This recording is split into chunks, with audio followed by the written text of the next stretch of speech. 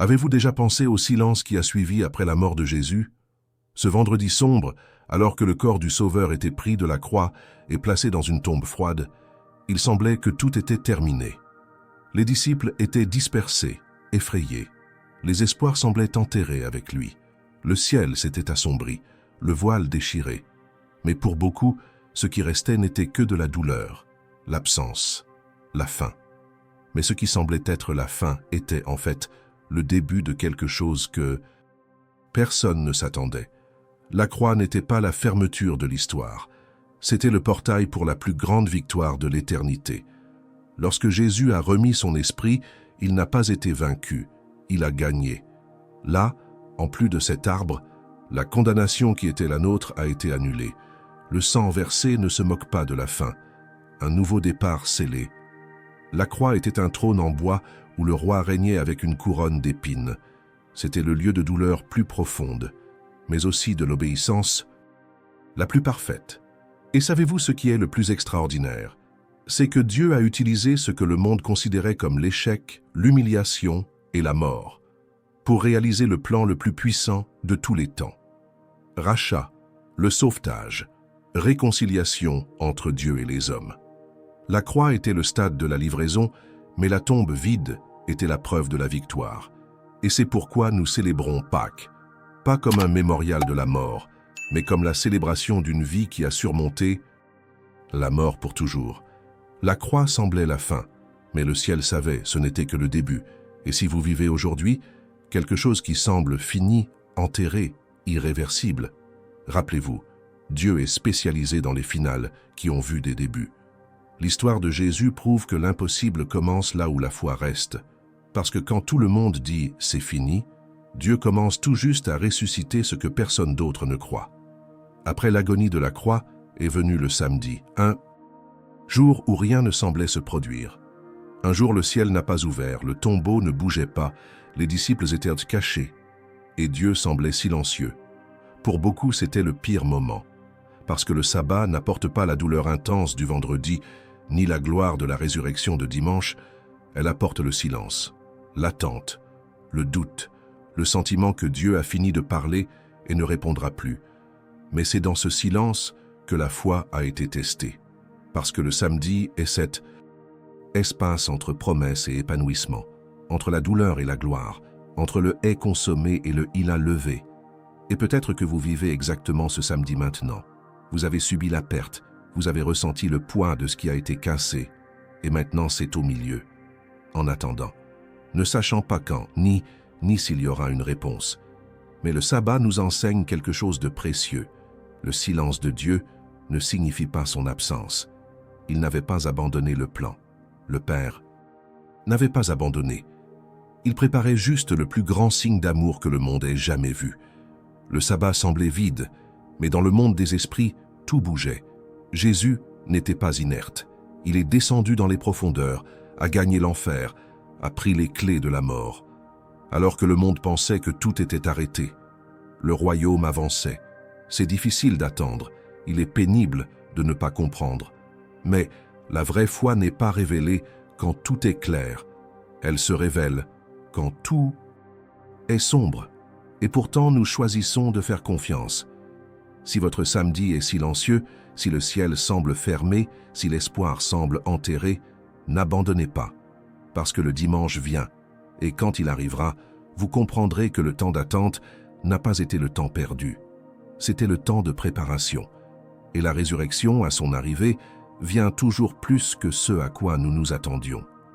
Dimanche matin, quelque chose s'est produit qui changerait tout pour toujours. La pierre a été retirée. Le grand rocher qui a scellé l'entrée du tombeau n'était pas seulement un obstacle physique, c'était le symbole final, de silence, de la mort. Pour les gardes, c'était la sécurité. Pour les disciples, c'était le signe que Jésus était vraiment enterré. Mais pour le ciel, cette pierre n'a jamais été une barrière, parce que rien ne peut empêcher la puissance de la résurrection. Lorsque la pierre a été retirée, la tombe s'est avérée vide, et avec lui, toutes les paroles de Jésus ont été confirmées. Tout ce qu'il avait dit, qui ressusciterait le troisième jour, ce qui surmonterait la mort, que le plan du Père serait réalisé, s'est réalisé. Mais ce n'était pas seulement un rocher qui s'est écarté. Dieu a supprimé la séparation entre le ciel et la terre là-bas, a supprimé la peur qui nous a emprisonnés, enlevé le poids du péché, supprimé la condamnation, supprimé le blâme. La pierre représente tout ce qui semble immobile dans nos vies. Ces blocs que vous regardez et pensez, il n'y a aucune issue. Ces moments où tout semble fini, ces péchés que vous portez pendant des années, ces traumatismes qui vous paralysent. Mais Pâques nous rappelle, le même pouvoir qui a retiré la pierre de la tombe peut également tout retirer de son chemin. Peu importe à quel point votre douleur est lourde, à quel point votre histoire est sombre, à quel point votre foi est froide, Dieu enlève toujours les pierres. Cela rend toujours l'impossible. Cela mène toujours la vie là où il n'y avait que la mort. Lorsque les femmes sont arrivées au tombeau, la question était « Qui retirera la pierre ?» Marc 16, 3. Mais quand ils sont arrivés, elle a déjà été supprimée. Parce que là où il y a la foi, Dieu vient avant. Là où il y a une promesse, elle agit même lorsque vous êtes toujours en route. La pierre a été retirée. La tombe est vide. Et la bonne nouvelle est, aucune pierre n'est trop grande pour le Dieu de la résurrection. La croix était le champ de bataille visible. Mais la vraie guerre s'est produite dans l'invisible. Cette aube dimanche, lorsque le tombeau était vide et la pierre roulée, le ciel a déclaré « Jésus a gagné ce qu'aucun autre homme ne pouvait gagner. Il a non seulement gagné des soldats, il a gagné le péché, il a gagné la mort, il a gagné l'enfer, et pas avec des armes humaines, mais avec le sang versé dans une parfaite obéissance. Pas de religion, pas de prophète, pas de leader, aucun maître spirituel n'a fait ce que Jésus a fait. Tout le monde est mort. Tous ont été enterrés, mais un seul est revenu. La résurrection n'est pas une métaphore, c'est l'événement central de la foi chrétienne. C'est la preuve que la croix n'était pas un échec, mais une clé. Jésus est entré dans la mort et l'a laissé porter les clés de l'éternité. Il a surmonté ce qu'il nous a asservi. La mort jusque-là était la limite de toute. Le péché était l'impasse. Mais Jésus est entré dans cet endroit sombre pour nous et est sorti victorieux. Il a gagné ce qui nous a condamnés. De plus, il nous a donné accès à cette même victoire. Pas comme celui qui regarde, mais comme qui hérite. Parce que ce qui était le sien, maintenant est le nôtre aussi. C'est pourquoi Pâques n'est pas seulement la mémoire, c'est la libération. Aujourd'hui, maintenant. La résurrection n'est pas un événement lointain, c'est une réalité qui transforme les vies. Et si Jésus a gagné l'enfer, il peut surmonter l'obscurité de son esprit. Vous pouvez surmonter la douleur de votre passé. Vous pouvez surmonter le péché qui vous tient toujours, parce qu'il a déjà gagné tout cela sur la croix. Il est complet. Et cette victoire a été remportée par l'amour. Un amour qui n'est pas retourné à mort. Un amour qui a enduré le poids de l'humanité. Un amour qui n'était pas dans le tombeau. La croix était le début, mais la tombe vide est le cri dernier d'un Dieu qui a gagné l'impossible, pour vous et vous. Depuis le début de son ministère, Jésus a clairement parlé de ce qui se passerait. Il serait livré, souffrirait, mourrait. Mais le troisième jour, il serait ressuscité. Beaucoup n'ont pas compris. D'autres ne croyaient pas. Même les disciples, qui ont entendu ces paroles de la propre bouche du Maître, se laissent tomber par la douleur de la croix et le silence du sabbat. Mais quand dimanche est arrivé, la promesse est également arrivée avec lui. Le tombeau était vide, la pierre roulée, le corps absent, parce qu'il s'était levé, comme il a promis. Dieu, je ne tiens pas, il n'en fait pas trop. Il ne promet pas et ne revient pas. Chaque mot qui sort de votre bouche est vivant, efficace, éternel. Et quand Jésus a dit qu'il surmonterait la mort, il n'était pas poétique. Il annonçait le plus grand miracle de l'histoire humaine. Et ce qui nous touche profondément, c'est réaliser que cette promesse n'était pas seulement à son sujet, c'était non plus pour nous. Il s'est levé pour que nous ayons aussi la vie. Vie éternelle. Vie abondante. La vie qui commence ici. Et maintenant, mais ne se termine pas par la mort. La résurrection de Jésus est la validation de tout ce qu'il a enseigné. C'est comme si le Père avait tamponné avec une tombe vide. Tout ce que mon Fils a dit est vrai. Il est le chemin, la vérité, la vie. Il est le Messie. Il est le Sauveur. Il est celui qu'il a dit être. La croix a payé la dette, mais la résurrection était la réception de la libération. Le monde a essayé d'éteindre la lumière, mais Dieu ravive avec gloire, puissance et éternité. Cette promesse tenue nous donne de l'espoir pour aujourd'hui. Car si Dieu a tenu la plus grande promesse de l'histoire, de ressusciter son Fils des morts, alors il tirera également les promesses qu'il vous a faites. Peut-être que vous attendiez quelque chose depuis longtemps. Peut-être que j'ai prié et cru, je m'attendais, et rien ne s'est encore produit.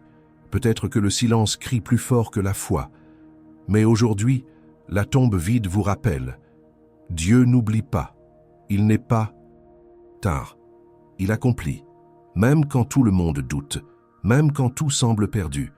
La promesse de la résurrection nous apprend que Dieu est spécialisé dans l'action lorsqu'il n'y a rien d'autre à faire. Il n'a pas besoin de probabilité, de logique, de faveur humaine. Il a juste besoin de foi.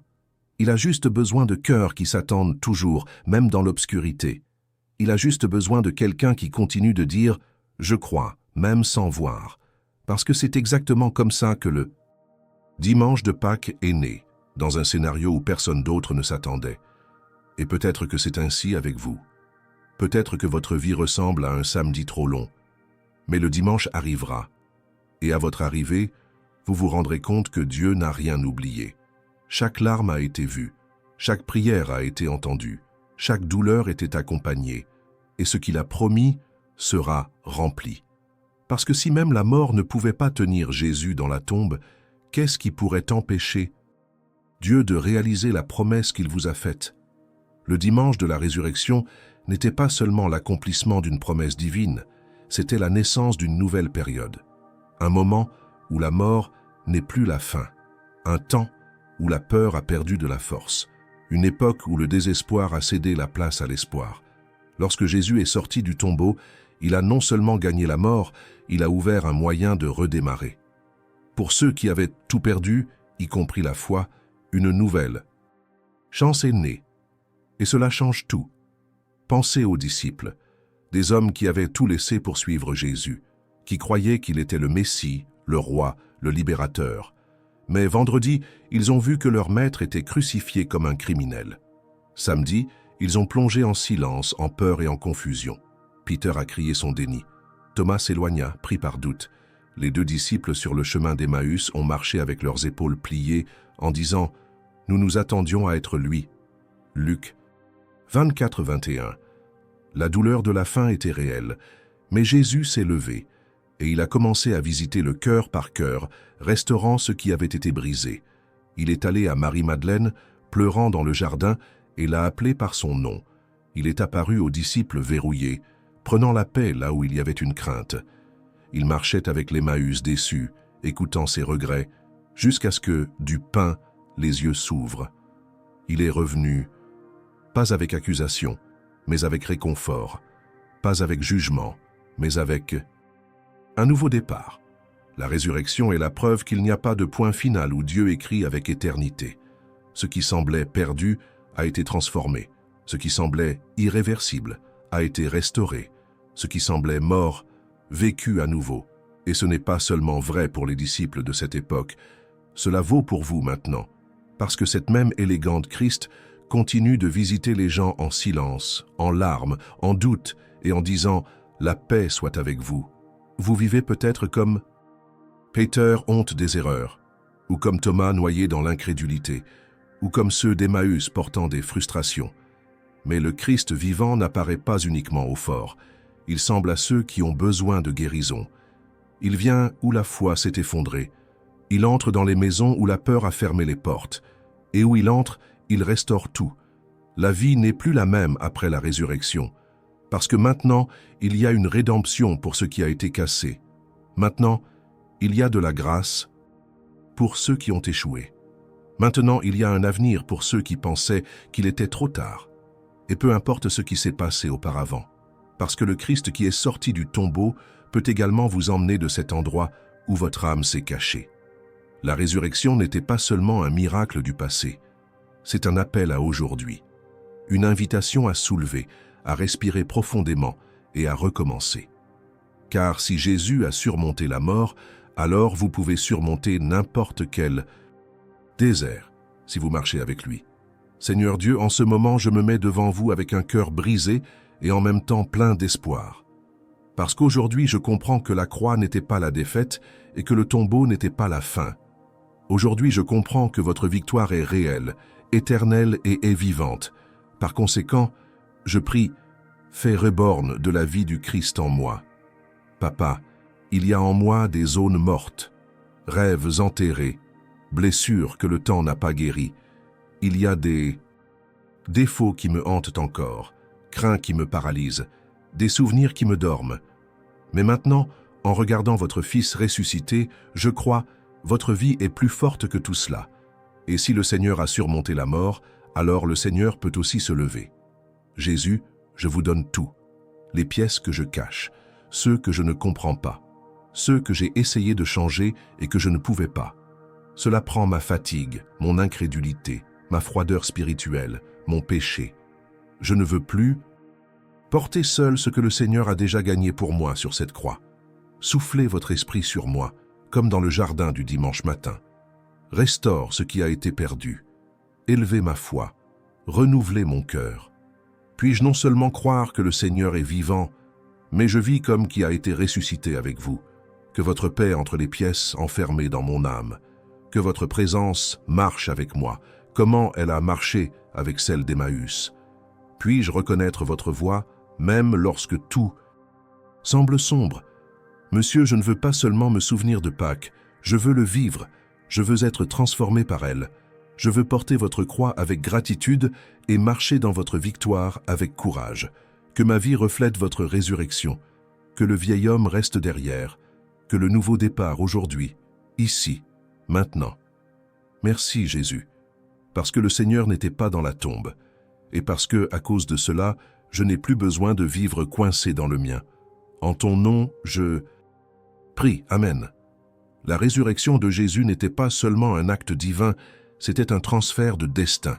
Il n'a pas quitté la tombe juste pour prouver qui il était. Il est sorti pour nous faire une nouvelle façon, un chemin de vie, de réconciliation, d'espoir et de victoire. La victoire est la sienne. Mais maintenant, par grâce, c'est aussi le nôtre. Parce qu'il vit, vous pouvez vous lever aujourd'hui. Parce qu'il a gagné, vous pouvez recommencer. Parce qu'il est allé jusqu'au bout, maintenant, vous pouvez aller plus loin. Le pardon garantit. Le tombeau vide a garanti l'avenir. Et sa présence aujourd'hui vous assure que vous n'êtes pas seul. Le Dieu qui a gagné la mort n'est pas éloigné de sa douleur. Il entre en elle, transforme, guérisse et ramène à la vie tout ce qui semblait perdu. C'est la vraie victoire de Pâques. Il ne s'agit pas seulement d'une date, il s'agit d'une éternité ouverte. Il s'agit de vivre chaque jour avec la conscience que rien ne peut nous séparer de l'amour de Dieu qui a été révélé en Christ. Ni la mort, ni le péché, ni les traumatismes, ni les déserts. La résurrection est la signature finale d'un Dieu qui n'abandonne pas, qui se réalise, qui aime jusqu'à la fin et après la fin, aime encore plus. Alors vivre comme qui a déjà gagné. Non pas parce que tout est résolu, mais parce que les éléments essentiels ont déjà été gagnés. La croix n'était pas la fin. C'était le début. Et si vous le croyez, alors chaque partie de votre vie peut également recommencer. Avec le pouvoir, avec la foi, avec la grâce et l'espoir qu'elle ne mourra pas. Jésus vit, et parce qu'il vit, vous pouvez vivre aussi, en vérité. La croix semblait la fin, mais ce n'était que le début. Jésus se leva, et avec lui, une nouvelle vie est née. Une vie qui n'est plus définie par la culpabilité, la douleur ou la mort. Il est défini par la victoire, par la grâce, par l'éternité. Si ce message vous parlait, écrivez dans les commentaires. La croix n'était pas la fin. Jésus vit en moi. Partagez cette vidéo avec quelqu'un qui doit se rappeler que Dieu transforme toujours les finales en redémarrage. Cours, abonnez-vous à la chaîne et continuez avec nous. Le voyage ne se termine pas sur la croix, il fleurit avec la résurrection.